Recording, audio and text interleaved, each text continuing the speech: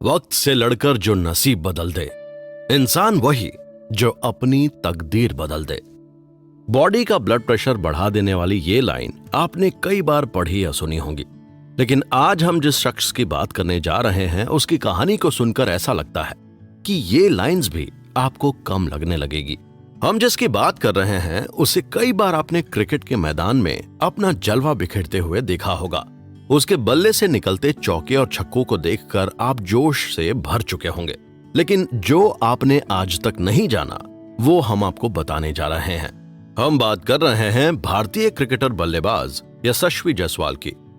दोस्तों, बहुत कम cricket lover ये जानते होंगे कि उत्तर प्रदेश के भदोही जिले में पैदा हुए यशस्वी जायसवाल ने अपने शुरुआती दिनों में मुंबई में आजाद पार्क के बाहर पानी पूरी बेचा था।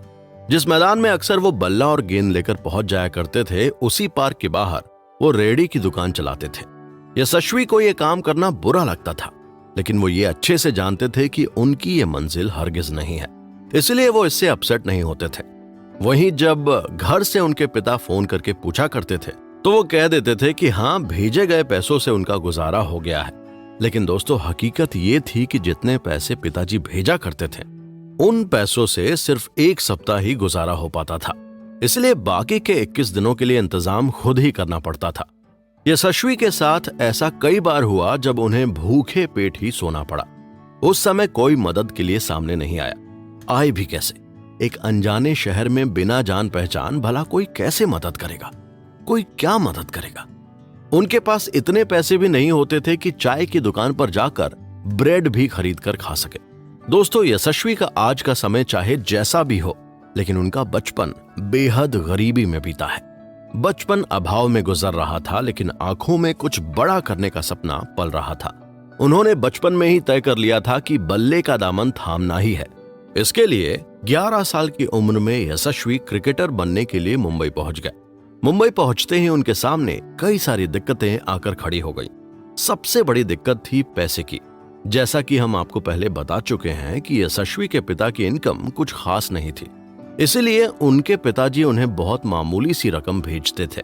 पैसे इतने कम होते थे कि बड़ी मुश्किल से दोनों टाइम के खाने का इंतजाम हो पाता था। चलिए जानते हैं यशस्वी के पिता आखिर करते क्या थे। दरअसल उनके पिता भूपेंद्र जायसवाल अपने गांव में एक छोटी सी दुकान चलाते थे। दुकान से इतनी कमाई नहीं होती थी कि वो अपने 6 बच्चों को अच्छे से पाल सकें। यशस्वी 6 भाई बहनों में चौथे नंबर पर हैं। उनके पिता को इतने बड़े परिवार को पालना ही मुश्किल हो रहा था, और ऐसे में ही यशस्वी ने क्रिकेट के लिए मुंबई जाने की जिद कर दी। जैसे तैसे परिवार के लोग मान गए। उनके पिता ने उन्हें मुंबई में अपने एक जानने वाले के घर भेजा।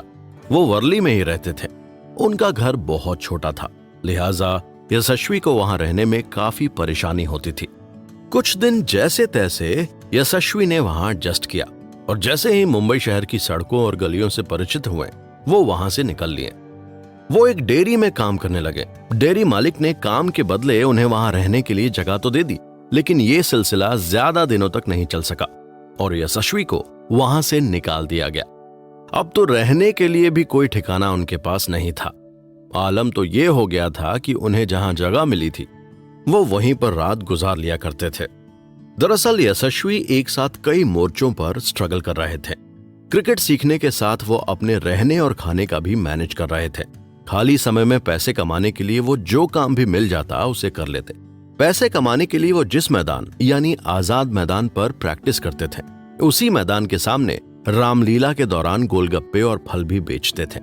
एक इंटरव्यू में अपने स्ट्रगल के बारे में बात करते हुए यशस्वी ने कहा था, रामलीला के समय मेरी कमाई अच्छी हो जाती थी।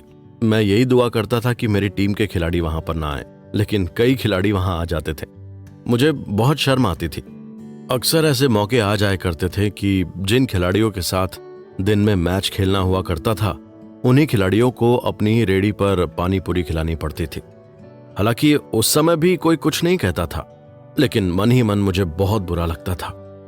मैं सोचता था कि काश ऐसा कोई दिन आए जब मैं इस दलदल से निकलकर उस सब के जैसे फुटपाथ पर मस्ती करने के लिए निकल कर जा सकूं।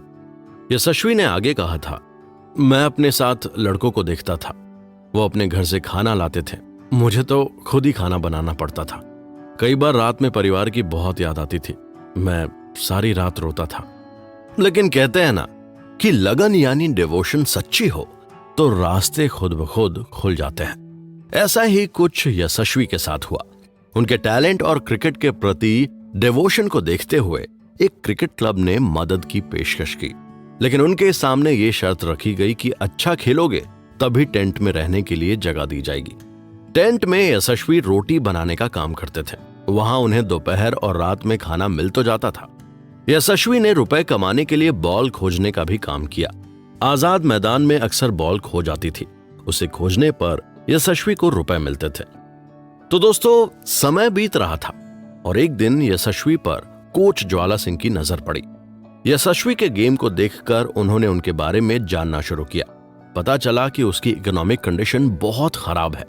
शायद ये एक इत्तेफाक ही था कि ज्वाला की भी इकोनॉमिक कंडीशन कभी यशस्वी के जैसी ही हुआ करती थी। तब उन्होंने तय किया कि वो इस खिलाड़ी को उसके मुकाम तक पहुंचाने में उसकी पूरी मदद करेंगे। यशस्वी की तरह ज्वाला भी उत्तर प्रदेश के रहने वाले हैं। उन्होंने यशस्वी को न सिर्फ ट्रेनिंग दी बल्कि हर उस तरह से मदद भी की जो कि अधिकतर लोगों को नहीं मिल पाती है, चाहे वो आर्थिक मदद हो या फिर किसी और तरह की। एक इंटरव्यू में ज्वाला सिंह ने कहा था, यशस्वी ने मुंबई में काफी मुश्किलों का सामना किया। जब वो आया था तो वो एक बच्चा था। उसे अपने परिवार की याद आती थी, लेकिन पैसा ना होने की वजह से उनसे मिल नहीं पाता था। एक तरह से उसने अपना बचपन खो दिया। लेकिन यशस्वी अपनी जिंदगी में कुछ करना चाहता था। उसकी परेशानी को मैं समझ पा रहा था। उसके पिता की कमाई बहुत कम थी। वो डर की वजह से परिवार से अपनी प्रॉब्लम्स नहीं बताता था कि कहीं वो लोग उसे वापस घर ना बुला लें। इंटरव्यू में ज्वाला सिंह ने आगे कहा था, यशस्वी का क्रिकेट के प्रति जज्बा देखकर ही मैंने डिसीजन लिया कि मैं इसकी हर तरह से मदद करूंगा, इसको ट्रेनिंग दूंगा, इसकी तमाम जरूरतें पूरी करूंगा और तब से वो मेरे साथ है। दरअसल ज्वाला सिंह ने इस बाएं हाथ के बल्लेबाज को खूब निखारा। इसीलिए यशस्वी भी हमेशा ज्वाला सिंह की तारीफ करते हैं। वो अपने आप को ज्वाला सिंह का गोद लिया हुआ बेटा तक बता चुके हैं। दोस्तों, ज्वाला सिंह का साथ मिलते ही यशस्वी सचमुच यशस्वी हो गए। उनके बल्ले की धमक और बढ़ गई। फिर वो समय भी आया जिसका उन्हें इंतजार था। जून 2018 में यशस्वी को श्रीलंका के खिलाफ अंडर 19 टीम में जगह मिल गई। 5वें वनडे मैच में उन्होंने न केवल मैच जिताया बल्कि शतक भी जड़ा और टीम को सीरीज भी जिता दिया। यशस्वी ने विजय हजारे ट्रॉफी 2019 में मुंबई की तरफ से खेलते हुए एक डबल सेंचुरी सहित 3 शतकों की मदद से 5 मैचों में 500 से अधिक रन बनाए। उन्होंने झारखंड के खिलाफ 149 गेंदों में अपना पहला डबल सेंचुरी लगाया और सबसे कम उम्र में ऐसा करने वाले दुनिया के पहले बल्लेबाज बन गए। इतना ही नहीं, वो विजय हजारे ट्रॉफी की एक पारी में सबसे ज्यादा 12 छक्के लगाने वाले खिलाड़ी भी बन गए।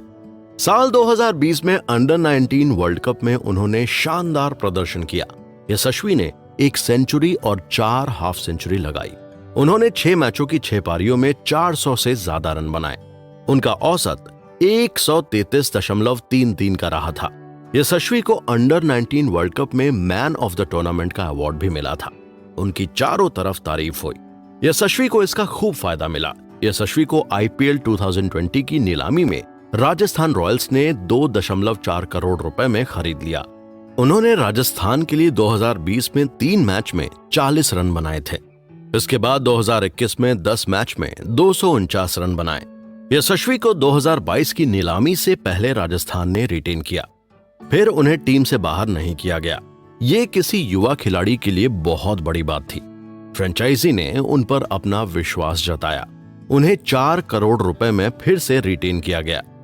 उन्होंने इस बार IPL में 10 मैच में 258 रन बनाए। इस दौरान 2 हाफ सेंचुरी भी लगाई। उनका औसत 25.80 और स्ट्राइक रेट 132.99 का रहा। इस बार भी IPL में यशस्वी राजस्थान की टीम में हैं।